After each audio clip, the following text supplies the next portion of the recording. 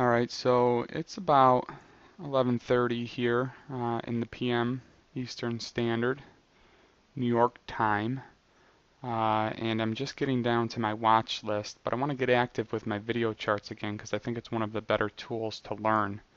I'm going to detail real quick my short on CBOU that I picked up on Tuesday heading into Wednesday. Very simple philosophy here. Wasn't a lot of reason for the stock to be up in the first place. That's where we'll start. You can see where the stock just shoots up, very strong across 2 days, probably squeezing a lot of shorts.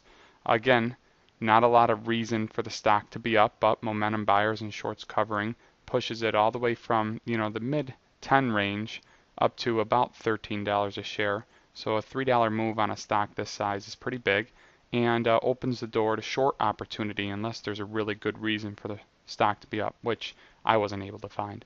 So we'll go to a 1 minute, 7-day chart, and you can kind of see that move there.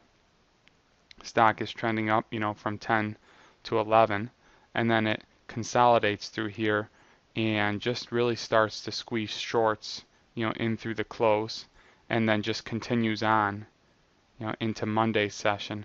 So Tuesday it starts to break down, and you can see that it, squeezes some shorts who picked it up at the top into the close. And I saw it as a pretty good opportunity here. Obviously, you can see Wednesday's action breaks down. So I picked up shares on Tuesday. We'll go back to today's chart. I'm sorry, we'll go back to a daily chart here. I picked up shares here because it was the first down day. So I grabbed shares at 1264 and held them overnight into Wednesday's session, which is this candle right here. And you can see that volume just completely dries up. And what I'm looking for when I short stocks is, would I be a buyer? I try and put myself into the position of, would I be a buyer on the stock? And I'll go back and I'll check a 2-year chart, for example, and I try and look at moves that this stock has had and justify, what type of moves have followed aggressive moves. And you can see some aggressive moves in through here have been met with, complete decline. It happened over and over, decline, decline, decline. So it pulls back aggressively after some big moves. You can see it here as well, pulls back aggressively. So it has a pattern of moving up quickly and then pulling back aggressively. And this is one of the bigger moves that it's had in this 2-year period of time, in that the stock moves $3, like I said, from 10 all the way up to 13. So to get very specific, on the 1-minute 3-day chart, you can see where I picked up shares, where it's 260 or 1264, where I picked up shares in through this range here and held them through, and then you can just see the stock completely collapse down. I was hoping for a break right there, which is why I held through this 1170 support area, this being a 1-minute 3-day chart. This is what I was looking at, and this is what I was hoping for a breakup, because this was basically the last area of support before the stock could essentially fall all the way down to $11 a share, as you can see on the chart. So my hope was, fall through this area of support, and I could probably cover my position in the 1110 to 1120 range. With any luck, even a break of 11 would get me out in the $10 range. But you can see that it started to move back up, and I wasn't willing to give up the $1,000 in profit. I didn't take a huge position. I only picked up 1,500 shares at 1264 right in through here.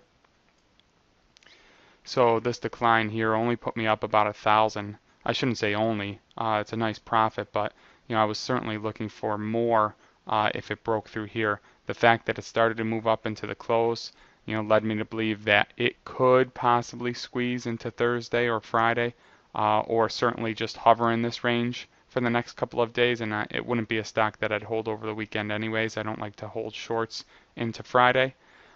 So I took my profit. I think $900 all said and done. Not a bad trade. The market being down and up and down and up today certainly helped. But the biggest thing you want to look for when a stock moves up really quickly is a drop in drop in volume, a considerable drop in volume right here. And this is why I decided to enter when I did.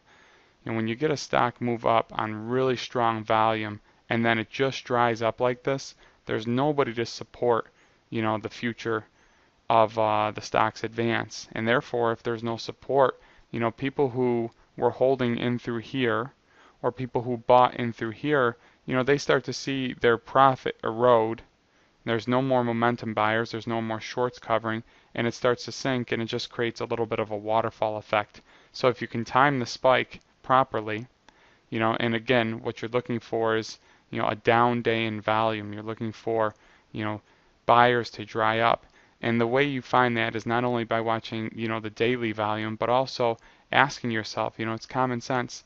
If there's not a good reason for this stock to be up, then would you be a buyer up in these ranges? And if you're not a buyer up in these ranges, then most likely nobody else is, or a lot of people won't be.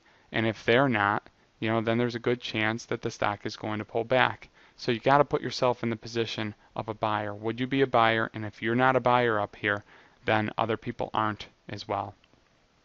It's really not that complex, but a stock like this could move 3, 4, 5 days in a row. Guessing when that volume is going to dry up is not a good philosophy. You can see, anybody who shorted on this day here, wasn't wise, obviously, because they got squeezed out of their position. But shorting on this day here, or even, Wednesday, is wise because it's the first down day. Now, the risk is it could just be a consolidation phase before it continues on, so you do have to be careful. But again, you have to be careful trading any stock. So that's the CBOU trade. Again, up about 13 or 1400 right there. Ended up covering my position in through here. I believe at 12:04 into the close. Okay, so I was a part of that volume into the close, and part of what you would essentially call a small short squeeze. Not much, but you get the idea. But you saw why I didn't take it down here. I was really hoping for more. Going to do a lot more shorting here as a part of penny stock warfare. I hope this video was helpful. I'll do a lot more moving forward, and I'm short 2 stocks into tomorrow, so hopefully we can keep this win streak going. Talk to you in chat, everybody.